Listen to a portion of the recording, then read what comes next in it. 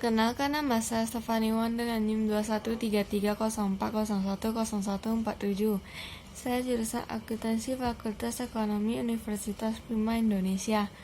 Dengan ini saya akan mempresentasikan bagan alir atau flow chart dengan Bapak Dr. Hotwa Samosir. Bagian 1, teknik dokumentasi dan penyusunan sistem. Dokumentasi adalah narasi. Bagan alir, diagram, dan penjelasan tertulis lainnya yang menjelaskan tentang cara kerja sebuah sistem.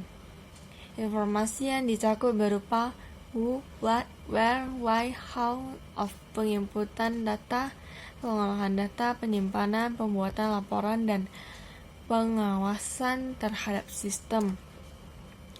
Dokumentasi ini kemudian dilengkapi dengan uraian naratif, yaitu penjelasan tertulis komponen-komponen sistem, tahap interaksi komponen-komponen tersebut. Diagram arus data atau data flow diagram atau DFD. Sebuah DFD secara grafis menjelaskan arus data dalam sebuah organisasi. Teknik ini digunakan untuk mendokumentasikan sistem yang digunakan sekarang dan untuk merencanakan serta mendesain sistem yang baru. Tidak ada cara standar dalam menyusun DFD karena persoalannya berbeda dengan metode yang berbeda pula. Pada dasarnya DFD memfokuskan pada aliran data dalam organisasi. DFD disusun dengan menggunakan 4 simbol utama, yaitu sumber dan tujuan data, penjelasan, karyawan, organisasi yang mengirim data ke dan menerima data dari sistem digambarkan dengan kotak. Arus data yang masuk ke dalam dan keluar dari sebuah proses digambarkan dengan anak panah. Penyimpanan data digambarkan dengan 2 garis horizontal atau paralel. Proses transformasi, proses yang mengubah data dari input menjadi output, digambarkan dengan lingkaran.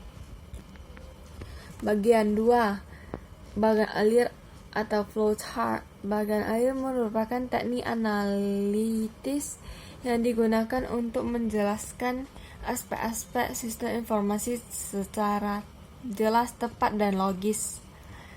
Bagan alir menggunakan serangkaian simbol standar untuk menguraikan prosedur pengolahan transaksi yang digunakan oleh sebuah perusahaan, sekaligus menguraikan aliran data dalam sebuah sistem.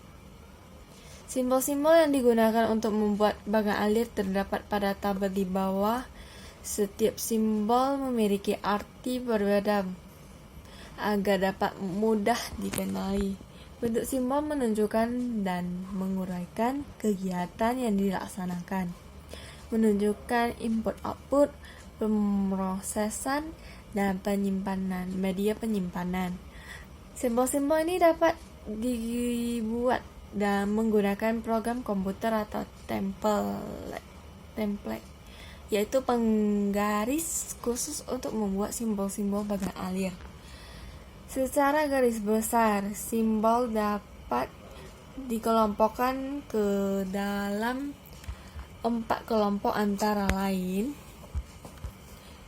input atau output, yaitu simbol yang menggambarkan alat atau media yang memberikan input kepada atau merekam output dari kegiatan pengolahan data. Processing, yaitu simbol yang menunjukkan jenis alat yang digunakan untuk mengolah data atau dengan komputer atau manual. Storage, yaitu simbol yang menggambarkan alat yang digunakan untuk menyimpan data yang saat ini tidak dipakai oleh sistem. lain-lain yaitu simbol yang menggunakan arus data dan barang. Simbol ini juga menggambarkan saat memulai dan berakhirnya bagan alir serta penjelasan-penjelasan tambahan pada bagan alir tersebut. Simbol bagan alir. Dokumen. Sebuah dokumen atau laporan dokumen dapat dibuat atau dicetak oleh komputer. Dokumen rangkap digambarkan dengan menumpuk simbol dokumen dan percetakan nomor dokumen di bagian depan dokumen bagian kiri atas. Input atau output, jurnal atau buku besar. Digunakan untuk menggambarkan berbagai media input dan output dalam sebuah bagan alir program. Menggambarkan jurnal dan buku besar dalam bagian alir dokumen. Tampilan. Informasi ditampilkan oleh alat output online seperti terminal CRT atau monitor komputer PC. Pemasukan data online. Entry data oleh alat online seperti CRT dan komputer pribadi. Terminal CRT komputer pribadi. Simbol tampilan data. Entry data digunakan bersama-sama untuk menggambarkan terminal CRT dan komputer pribadi. Simbol-simbol processing. Nama pemrosesan komputer. Penjelasan sebuah fungsi pemrosesan yang dilaksanakan oleh komputer, biasanya menghasilkan perubahan terhadap data atau informasi. Kegiatan manual. Sebuah kegiatan pemrosesan yang dilakukan secara manual. Kegiatan campuran. Sebuah kegiatan pemrosesan yang menggunakan alat selain komputer. Kegiatan pemasukan data offline. Sebuah kegiatan yang dilakukan dengan menggunakan sebuah alat pemasukan data offline atau entry data ke disket register cache. Disk bermagnet. Data disimpan secara permanen dan disk bermagnet digunakan untuk menyimbolkan file induk atau master file. Pita bermagnet.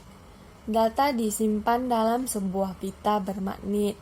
Disket bermagnet. Data disimpan dalam disket.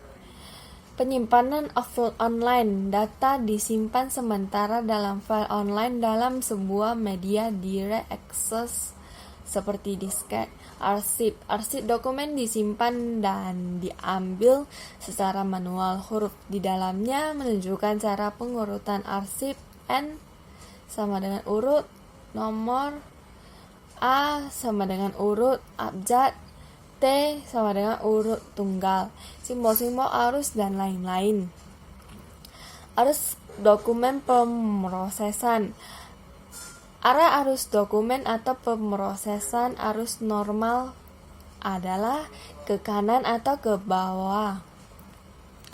Arus data atau informasi sering digunakan untuk menunjukkan data yang dikopi dari sebuah dokumen ke dokumen lain.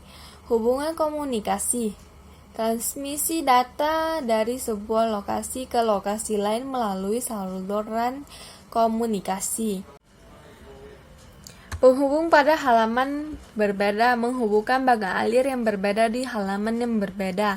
Penghubung dalam sebuah halaman menghubungkan bagan alir pada sebuah halaman yang sama. Penggunaan simbol ini untuk menghindari terlalu banyak anak panah yang saling melintang dan membingungkan. Arus barang. Perpindahan fisik barang digunakan terutama dalam bagan alir dokumen.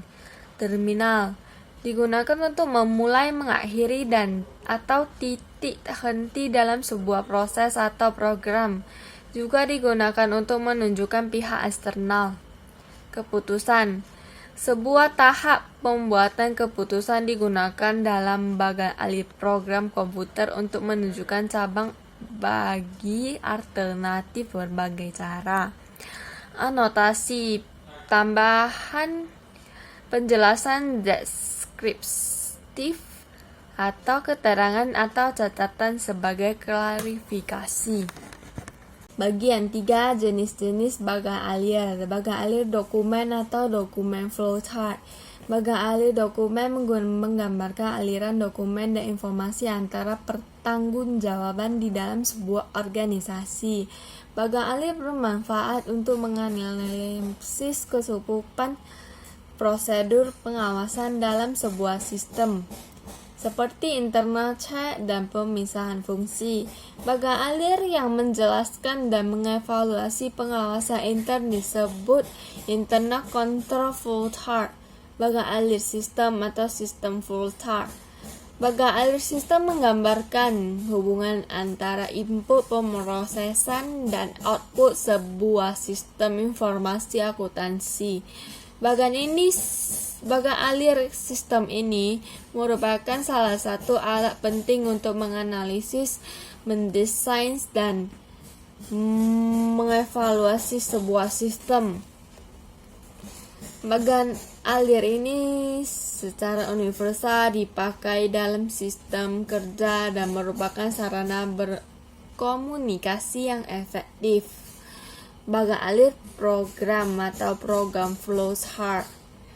Bagan alir program menjelaskan urutan logika pemrosesan data oleh komputer dalam menjalankan sebuah program. Bagan alir ini menggunakan sistem-sistem yang secara khusus dirancang untuk bagan alir ini. Bagian 4, pedoman pembuatan diagram alir atau flowchart.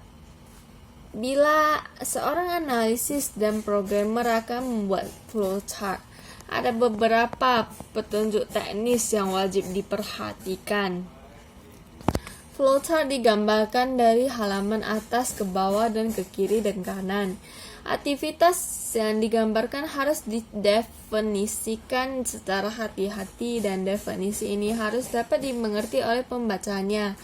Kapan aktivitas ini dimulai dan berakhir harus ditentukan secara jelas. Setiap langkah dari aktivitas harus diuraikan dengan menggunakan deskripsi kata kerja. Misalkan, dalam hal menghitung pajak penjualan, setiap langkah dari aktivitas harus berada pada urutan benar. Lingkup dan range dari aktivitas yang sedang digambarkan harus ditelusuri dengan hati-hati. Percabangan-percabangan atau relasi yang memotong aktivitas yang sedang digambarkan tidak perlu digambarkan pada flowchart yang sama. Simbol konektor yang harus digunakan dan percabangannya diletakkan pada halaman yang terpisah atau dihilangkan seluruh bila percabangannya tidak terkaitkan dengan sistem. Gunakan simbol-simbol flowchart yang standar. Bagian 5, unsur-unsur diagram alir. Unsur-unsur diagram alir memiliki dua unsur yang selalu muncul di dalam diagram alir, yaitu percabangan dan perulangan. Percabangan secara sederhananya adalah pilihan alur yang diambil dari beberapa opsi yang ada, tergantung dari kondisi yang dicapai. Misalkan pada contoh lampu di atas, percabangan tergantung dari kondisi apakah lampu terpasang atau tidak. Perulangan digunakan untuk mengulang suatu proses. Perulangan dapat dilakukan terus-menerus selama proses berjalan, sampai didapatkan kondisi untuk keluar dari perulangan tersebut. Contohnya, perulangan untuk menampilkan angka 1 sampai 100. Kondisi untuk berhentinya adalah jika angka tersebut sudah mencapai 100. Dengan demikian materi ini saya sampaikan. Tunggu materi berikutnya dengan judul Sistem Pengendalian Internal SIA. Terima kasih.